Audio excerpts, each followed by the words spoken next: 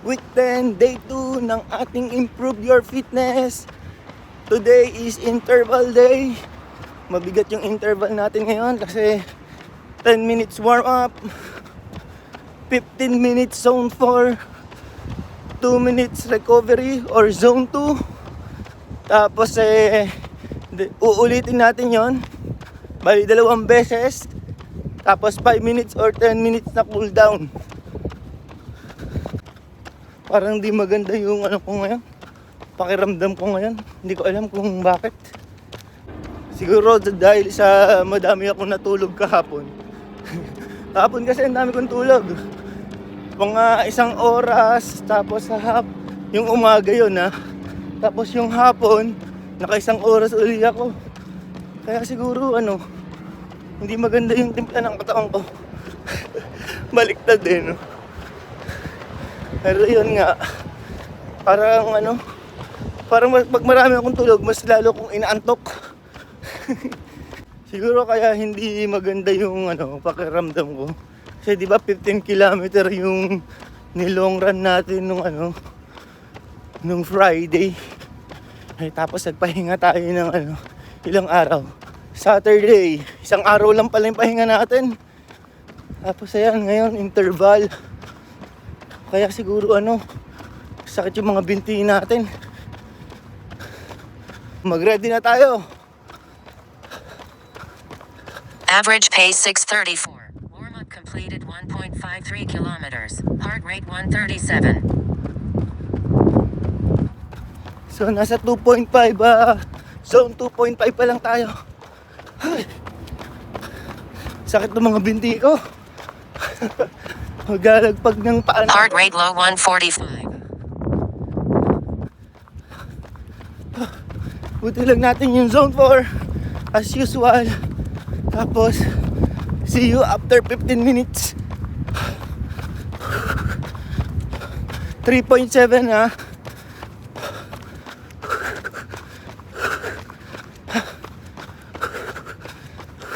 Heart rate in range 158. Okay, so you guys. Average pace 5:13. Interval 1 completed 3.27 kilometers. Run. 2 minutes 0 seconds.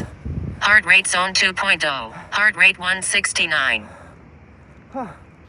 So, Range 145. so tayo ngayon? 2 minutes zone 2. So ayun, na-hit natin ngayon is zone 2.6. Pero lalakarin ko na lang to kahit mag 1 pa siya. 1.9. Kasi meron pa tayong another 15 minutes na zone 4. So ang hapdi sa mata ng pawis. Kaya ang hirap.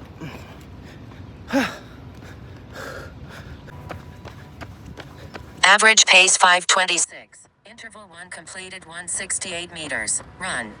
15 minutes 0 seconds. Heart rate zone 4.0. Heart rate 128.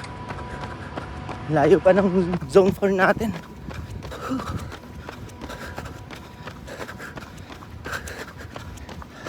Heart rate low 156. Yun na lang. Heart rate in range 160. Okay, after 15 minutes, see you. Interval 2 completed 3.12 kilometers. Run. 2 minutes 0 seconds. Heart rate zone 2.0. Heart rate 173. Ito, nasa zone 2 tayo for 2 minutes. So nakaka 1 minute na tayo doon. Pero zone 3.2 pa rin tayo kahit naglalakad. Heart rate in range 145. So yan, nasa zone 2 na tayo. Pero after 1 and 15 minutes, 1 minute and 15 seconds yan bago natin nakakuha yung zone 2. Pero maglalakad na lang ako. Baka nga pati yung cooldown natin na 5 or 10 minutes, ilakad ko na lang din. So cooldown na tayo ngayon for 5 or 10 minutes. Malaman na lang, kagaya ng sinasabi ko, depende sa kung anong pakiramdam ko, yung 5 or 10 minutes ang gagawin natin. Yun guys, tapos na yung ating interval today. So nangyari ay naka 9 kilometer tayo sa loob ng 54 minutes. So yung pangalawang zone 4 natin na interval for 15 minutes. Ang taasan ng heart rate natin, tapos medyo yung pace natin hindi na kumpara doon sa unang 15 minutes natin, mabagal na. So ganun talaga, syempre pagod na pagod na yung natin, puso natin. So that's for today guys, see you tomorrow. Week 10, day 4 ng ating Improve Your Fitness. So ngayon is recovery run. Magte 30 minutes sa zone 2 tayo, tapos 10 minutes cool down. Sabi ko pala nung nakaraan, see you tomorrow. Mali pala. Wala pala akong recovery run nung day 3 kahapon. Mali, rest day tayo kahapon. Kaya ngayon yung recovery run natin. So shout out kay page ni Art na lagi nanonood sa atin. At saka kay yung kaibigan natin sa UAE na si Tyron. Thank you for watching ha. Salamat sa pagtsatsaga mo ng panonood. Tsaka kay Mike Passion, thank you sa panonood nyo sa akin. Thank you sa inyo sa pagwalang sawang pagtyaga na manood. Kay Super Rod din na wala rin tyagang manood ng live at tsaka ng mga video ko na ina-upload. Thank you sa'yo. Ang init ng pakiramdam ko ngayon. Heart rate high 146. Ayun nga, yun yung sinasabi ko sa inyo. Nagzo-zone 3 tayo ngayon. Kahit na mabagal lang yung pace natin. Sobra kasing init na. Heart rate in range 145. Ito yung shoutout natin kanina, oh. Grabe ang pace. Ang bilis. Ang bilis. Hi guys. Sino kasama mo? Heart rate in range 145. Confirm si James. Nag-message sa akin ng kagabi. Alas 11. Saan ka? Diretso ka? Diretso lang ako. Oo. Sige wala na. ako. Oo. Ano ka ngayon? Ayan si Verbal? page ni Art. Hindi. Bye Recovery. guys. Please unfollow Darius. Gaingat. Kaka-shoutout lang natin doon, no? Ayan. Magbabike siya ngayon. Siguro 1 hour yun. Ngayon, tinutulak tayo, sa likod ng hangin. Kaya mamaya, pagbalik natin ito, headwind. So yan, masyadong malakas yung, galaw ng, puno ngayon. 1 kilometer auto lap 654. Average pace 624. Heart rate 141. Ating, nakakailang kilometer na ba tayo? So, 3 kilometer yon yung lap na yon. So, lapit na tayong bumalik. Kasi magte 20 minutes na. Ito, babalik na tayo ng bahay. So, tayo? 3.61 kilometer nung pagbalik natin. Ayan, marinig nyo. Sobrang lakas ng hangin. Narinig nyo. Sabi sa inyo, pag ikot natin, malakas na hangin.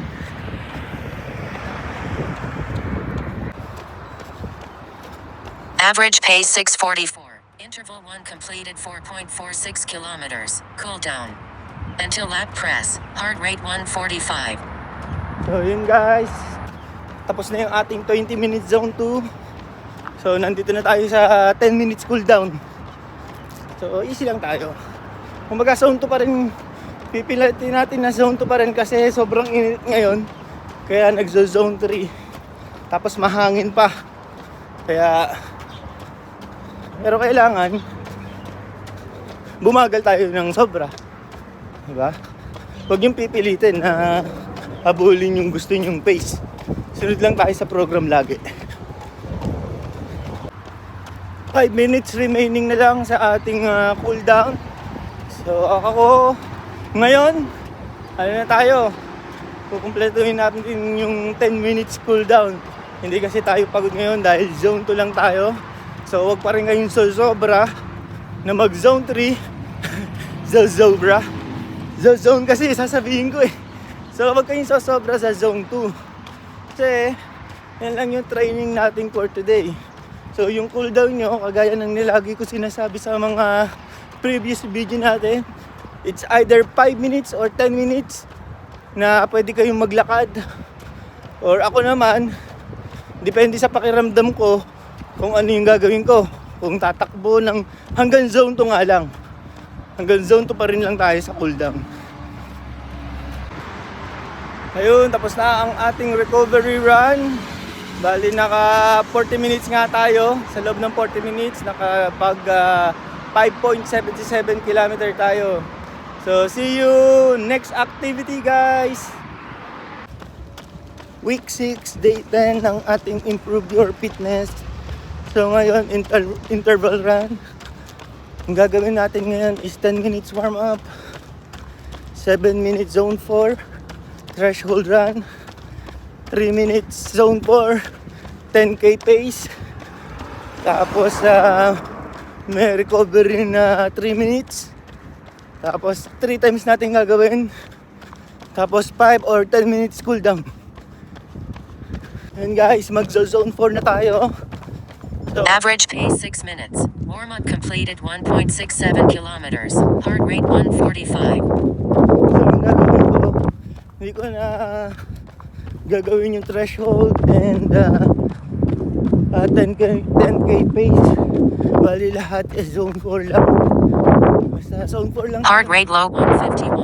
Sa zone 4. Yun yun for 10 minutes. Tapos recovery ng 3 minutes. So ngayon hintayin ko lang mag zone 4. And then for 10 minutes natin gagawin.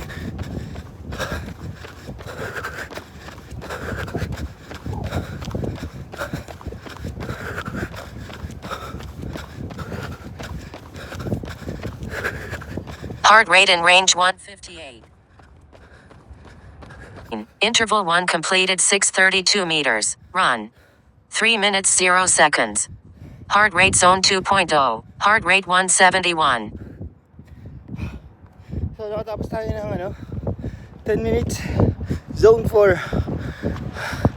So kagaya na sinabi ko, Heart rate high 155. hindi na natin na Heart rate and range 145.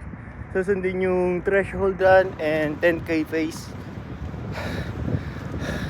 Basta nasa zone 4 lang tayo sa loob ng 10 minutes. Kasi nga 7 and 3 minutes yun na hiwalay na klase ng run. Pagod ako. So sabi yung recovery natin is zone 2. Kaya kaya ko pa naman. Kaya tumakbo tayo. Zone 2.5 tayo ngayon. Mamaya malamang lakad na lang kasi sa sobrang pagod. Ngayon nga medyo tayo pagod na rin.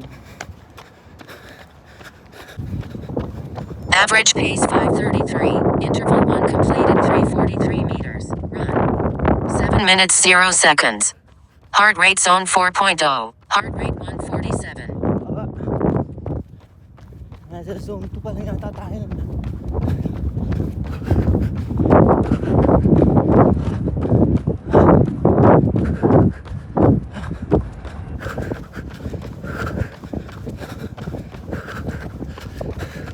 Yan, zone 4.6 na tayo for 10 minutes.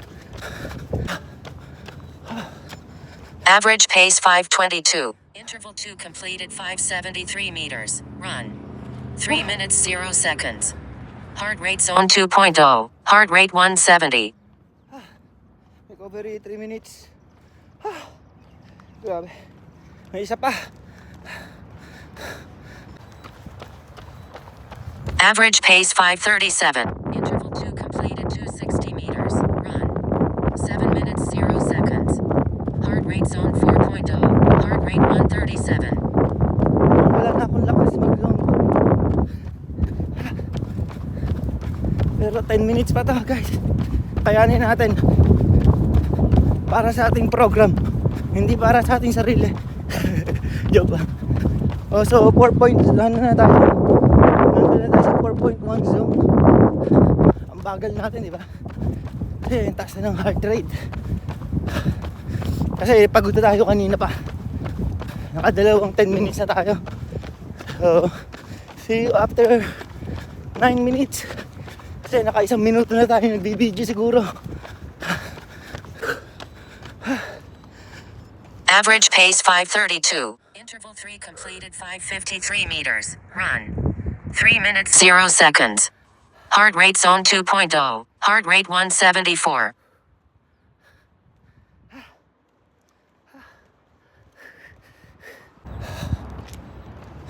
Average pace 5:43. Interval 3 completed 264 meters. Cool down. Until lap press. Heart rate 144. So yun, tapos na yung ating 3 minutes recovery. So ngayon magko-cool down tayo. 5 or 10 minutes. Lakad na lang siguro. Run na lang talaga. Run walk kung gagawin natin. Basta kaya natin hanggang zone 2. Pero pag halimbawa ang pakiramdam ko ay pagod na pagod pa rin ako, lakarin na lang natin. Kanina, dun sa zone 4 natin na ginagawa, halos mahilo-hilo ako nung mga umpisa. Pero kasi siguro dahil mali yung form ko, tsaka hindi ako nakatingin sa diretso lang. Dapat kasi diretso lang ang tingin natin para hindi tayo mahilo kung saan tayo tumitingin. Minsan, titingin tayo sa relo natin. So kada tingin mo sa relo, edi may hilo ka. Tsaka yung tingin mo sa left and right, ganyan. Dapat focus ka lang sa sa straight na na tinitignan. Ganon. Para yun, iwasan yung hilo ko, tapos mas relax yung takbo natin kanina nun. Kahit na hingal na tayo, hindi tayo parang may hilo sa pagtingin-tingin kung saan-saan. That's for our interval today, guys. Naka 1 hour tayo, tapos naka 9.6 kilometer. So see you tomorrow para sa ating long run. Week 10, day 7 ng ating Improve Your Fitness. So ngayon is long run. Bali 1 hour and 10 minutes na zone 2. Pero sure ako hindi ako makapag zone 2. And 5 or 10 minutes na cool down. So nasabi ko sa inyo, baka hindi ako makapag zone 2 kasi yung run natin kahapon, nararamdaman ko ngayon ang sakit ng binti ko ngayon. Kaya lang tayo, super easy pace tayo ngayon. 1 kilometer auto lap 7:39. Average pace 7:22. Heart rate 119. So guys, 5 kilometer na tayo. Pero na tayo ngayon? Zone 1 pa rin yata tayo ngayon. Hindi tayo umaangat ng kahit anong zone. Dahil ang sakit ng aking binti. Hindi ko alam, dahil siguro kahapon to yung run natin na 3 beses natin nag zone 4. Heart rate low 122. 10 minutes. Kaya siguro sakit ng binti ko ngayon. Kaya nagdahan-dahan lang tayo ngayon. So tingnan natin kung mamaya kaya ko kaya ko pang tumakbo ng medyo mas mabilis dito.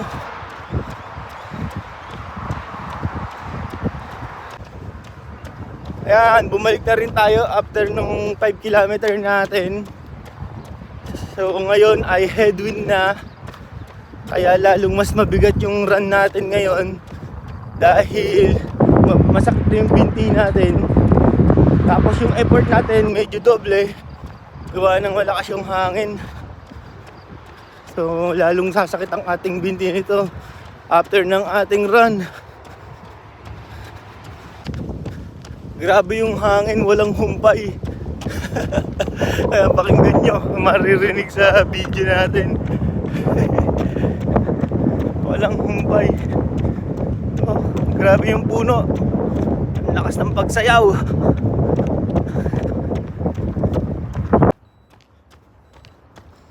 Average pace 7:37. Interval 1 completed 9.2 kilometers. Cool down. Until lap press. Heart rate 124. So ayun guys, natapos ang ating 1 hour and 10 minutes na nag zone 1 lang tayo. Kasi nga ang sakit ng binti ko ngayon talaga, sobra. Pinilit lang din natin para hindi tayo maka-skip ng ng training. Ayan. At least meron pa rin kahit di natin nasunod. Kasi may dumarating talaga yung time na na merong araw na hindi maganda yung ano, gising mo talaga na may masakit sa'yo. Kaya ngayon, nasa ano na tayo ngayon, cool down. 10 minutes tayong magzo-zone 1 siguro to. Zone 1 no, baka nga 0.5 ganyan. Kasi baka maglakad na rin ako nito maya-maya eh. Kasi ano, masakit nga talaga yung binti natin. Binti ko, hindi nyo. Alright, tapos na yung ating 1 hour and 20 minutes guys. At naka 10 kilometer tayo. So very easy zone. Pero yung ating binte is very hard. Very hard. Sobrang sakit ng ating binte ngayon guys. Kaya pagpasensyahan nyo na ako ngayon. Hindi tayo nakapag-perform ng maigi.